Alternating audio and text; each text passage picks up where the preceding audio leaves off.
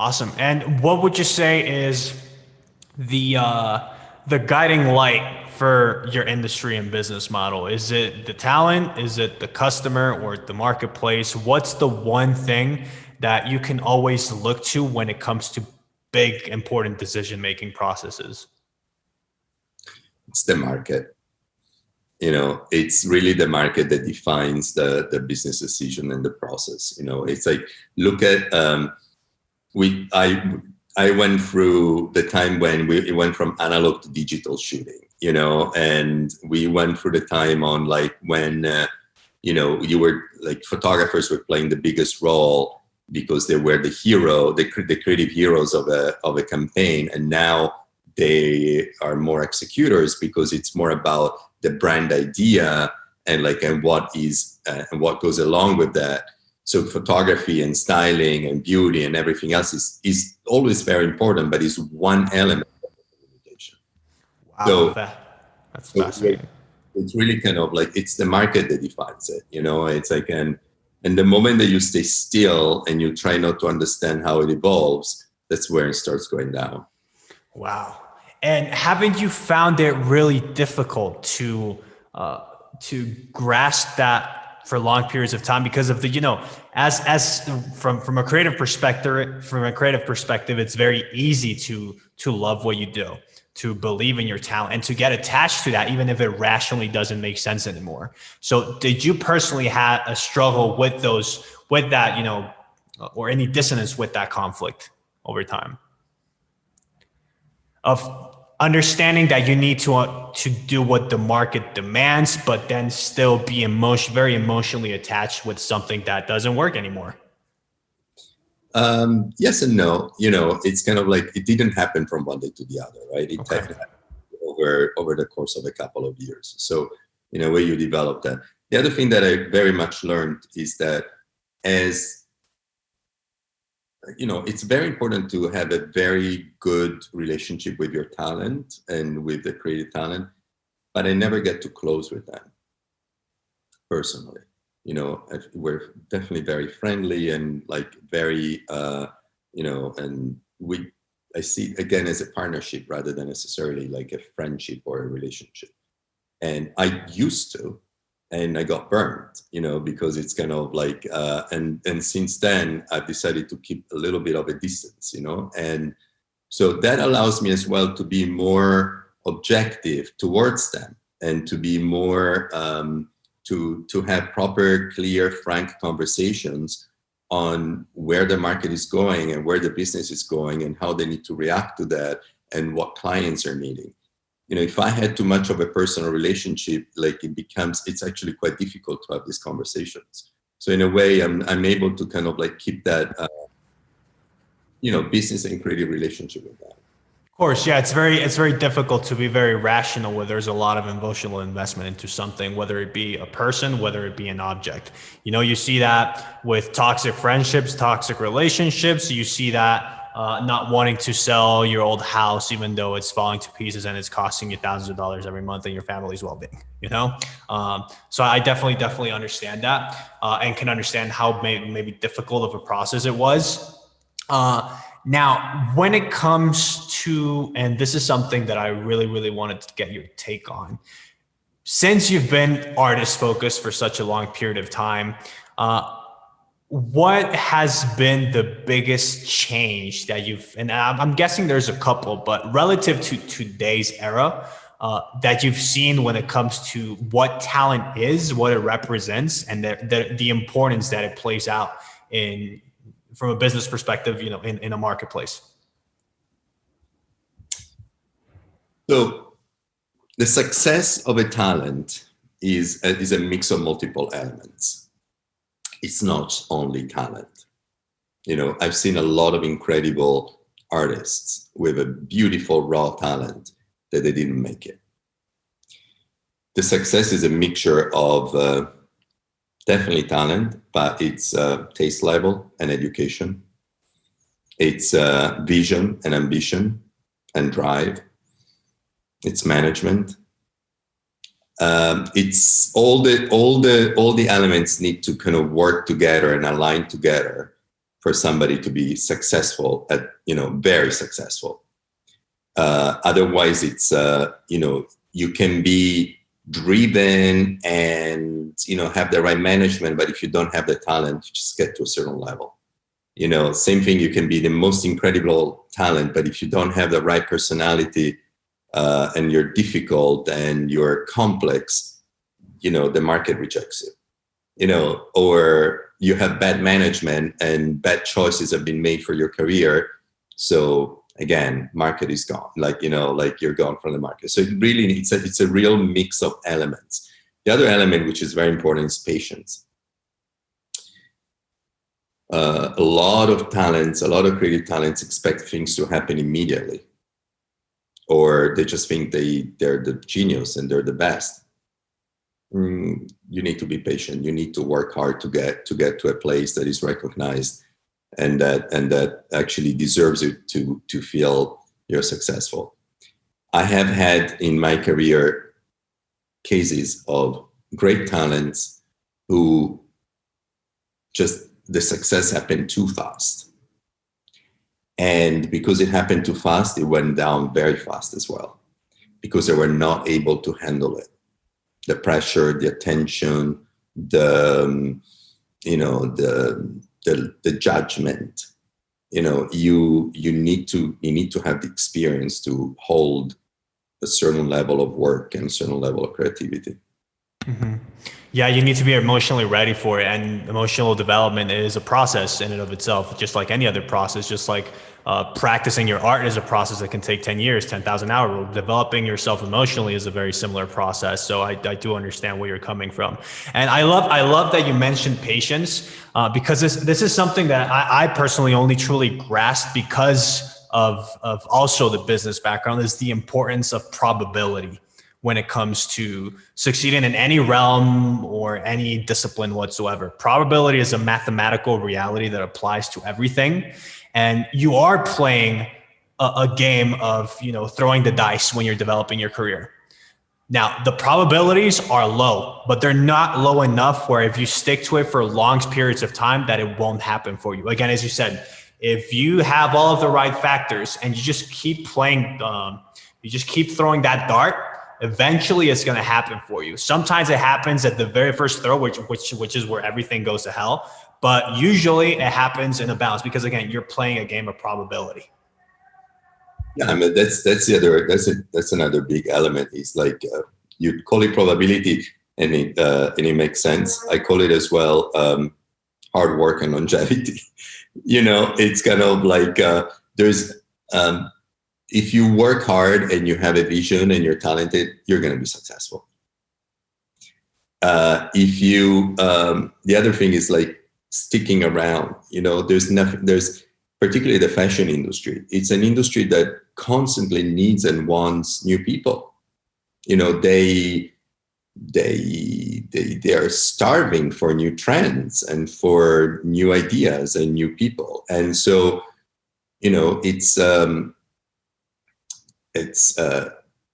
the people who've been around and they're successful for more than 10, 15 years, they are the people who made it.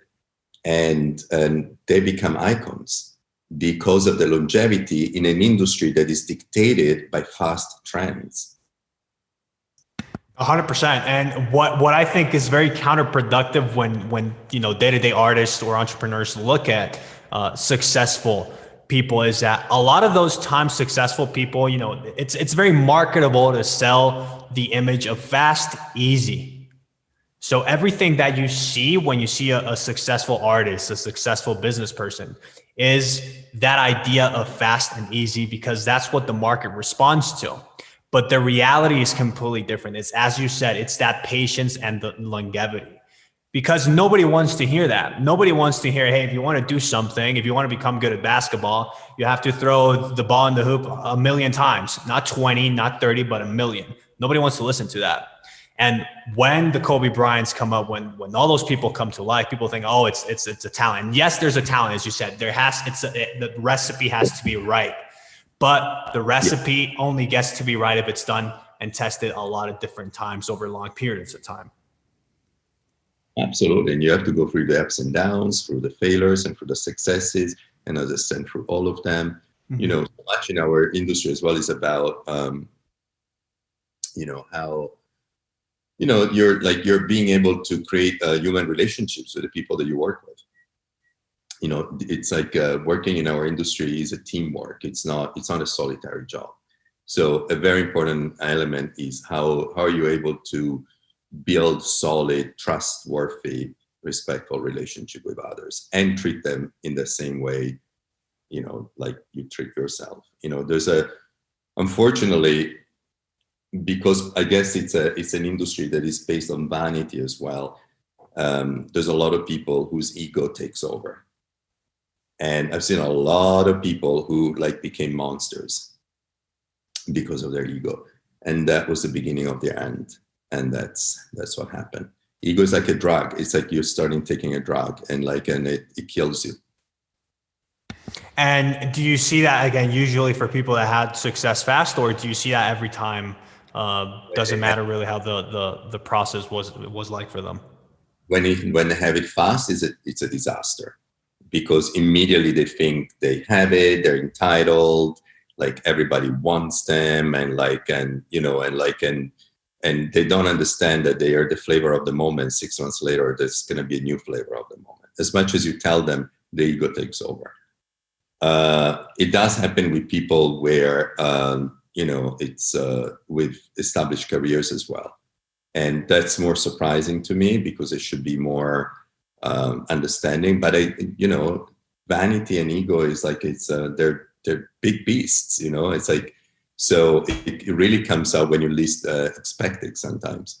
And I've seen it with employees of mine or talents, you know, where they feel they become indispensable. Mm-mm. Yeah, hubris. Yeah. Awesome.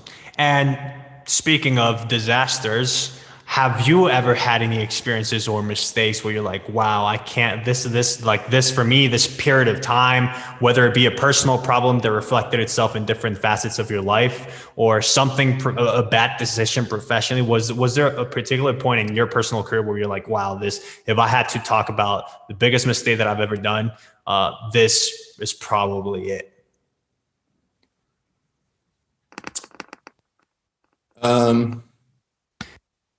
And it doesn't have to be a disaster, obviously, but you know, the closest thing to it in your personal scenario.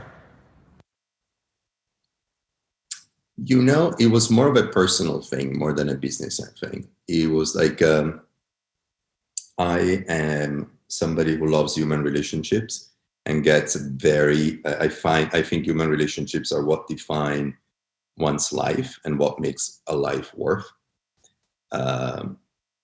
And I was just like becoming too attached to both my employees and my talents. And so, you know, whenever there would be like somebody leaving or an issue, or like I would suffer from that.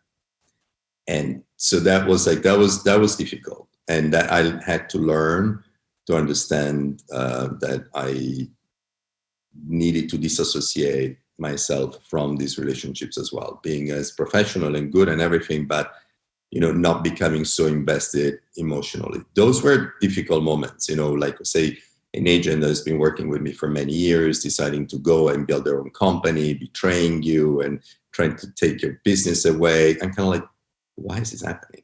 You know, it's kind of like, on the other side, you understand that you understand as well that this is like, you know, that's human nature. And so it's like, okay, go for it. You know, I actually now very often tell people who work with me, if they have that entrepreneurial itch, they should go and try it. You know, there's this weird understanding where it feels like it's easy to be an entrepreneur. It's probably one of the most difficult jobs that one can have. Especially for creative people. Yeah, but in general, you know, you have to wear so many hats. You know, you have to be on everything constantly. And ultimately, our job as entrepreneur, and you know, like you have to deal with fires every single day. A small little fire, a big fire. You know, an issue, or like, and everybody comes to you for the solution. It's you have to have flows. Not everybody. Yeah. No, definitely not. And as you said, person from, I mean, obviously I don't have any experience building something to your level. But I think people tend to underestimate the importance of being able to handle a lot of emotional pain for long periods of time. Cause that really is all that entrepreneurship is. It's just being able to handle not being okay emotionally for very long periods of time. And that doesn't mean that you're strong and assertive and confident. That usually means you're not that, but you still keep at it for some weird reason. So I completely understand what you're saying. I understand what you're saying. Oh, I've had the case of people leaving and think they're going to start their own businesses. And obviously it's okay to be supportive. But the reality of running a business, especially from my personal experience as a very highly, a creative by nature, but a business person by nurture, it's very, very emotionally challenging. And if you're highly creative, you tend to feel those emotional challenges a lot more than, say, somebody that is highly rational, that his whole career has been based on rational decision making instead of emotional and intuitive decision making. So definitely a highly, highly important point there. Now, when it comes to where the business, or not the business, but the industry is going, and by industry I mean, this whole concept of artists representing brands. Where do you think everything is going into the future? What is the thing that you're like, oh, I think, and this doesn't have to be a near thing, but something that, taking advantage that you're really good at this, something that you feel is going to happen in terms of the direction that this relationship between marketplace and artists is going? It's evolving. There's no clear answer to your question. There are answers that can be right now. They could be outdated in a couple of months. I feel like we live in a moment of constant change, and I'm a big advocate for change. I love change. And this is what I tell everybody: embrace the change. Be excited about the change. Don't be scared about it. On the opposite, actually welcome it and make it a part of your life and of your business and of your career. Don't get only stuck in one place. Constantly evolve. How is the creativity gonna move? It will be very, very influenced by technology and by the digital platforms that are not only now existing but will develop in the next years. There's going to be many more new digital touch points and platforms that we're not even aware of that will very much influence how creativity will develop. If 5 years ago somebody would have told you there are creatives for filters, I said, what? It's kind of like, or that people would use, coding as a way of creating incredible, experiential videos. You say no, motion is done with like a camera, so it is a constant evolving world. And that's what I find unbelievably exciting. And that's what makes me very optimistic about now and the future. On top of that, there's a full-on new generation of creatives and younger creatives that are unbelievably creative, and they're free in their mindset. There's a lot of the new young creatives are creative because they're deeply in sync with what they want to express at an artistic level, rather than necessarily needing to do the classic career development of like being an assistant, getting to know how to do it and all of that. So this is raw, interesting talent. It needs to be guided, it needs to be morphed, but it's that kind of raw, interesting talent that years ago was not there. And that's partly due to the levels of awareness that social media has created, right? And at very young ages.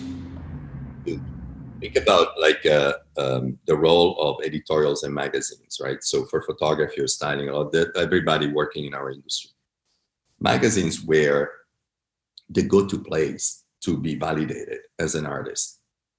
So if you were working for Vogue or for Bazaar, or for the big independent magazines, you had made it. Nowadays, they are a tool. They're still a powerful tool, but they're a tool to create work. The real big tool for artists is their own Instagram, or their own platform, because their Instagram and their platform is their own magazine. So they have the capacity, without necessarily needing to have the validation of a big brand, to create content and being noticed of that and being hired for that. Yeah, and at the very, very early stages of their creative development process, which usually is, as you said, the stage in creativity where everything is at its essence, in its purest form per se. And there's not as many social and maybe professional barriers like they used to in order to develop yourself creatively. Absolutely. Awesome. And that is actually one of the biggest reasons why before we actually started the episode, I told you that when I saw what art schools and design schools were teaching, I thought that it made no sense, because it was people that did things that didn't work teaching people about things that didn't work. When it comes to the nature of creativity and when it comes to the nature of talent, it's about getting all of that stuff out there and really finding who you are at its essence. Are you a business person? Are you good at that? Then do business. Are you a creative person that is terrible at business but incredible at design? Then do that and find somebody that's a good business person. And art and design schools nowadays are just a general concept of education is still trying to pull artists and people, business people included, into that direction. Yes, I agree with you. It's a very kind of old school approach, and that is not in touch with what's happening. And the evolution of the world and the market. Not to mention, I remember when you're talking about it's how do you learn? Like how do you get into this business in the business side? It's kind of like there's no training for it. There's no schooling, there's no training, which is sad, because if you think about it, art, entertainment, sport, creativity, we're all kind of working in the same industry. It's kind of like, but there's no real school for people to train and to learn on how to work in these specific industries. Yep, and specifically also for artists, because you know this better than anybody. It's not as easy as just going and taking an MBA, because artistic and creative people learn about business in a completely different way that somebody that's completely business focused learns. Completely different. Yeah, very, very differently. Mm-hmm.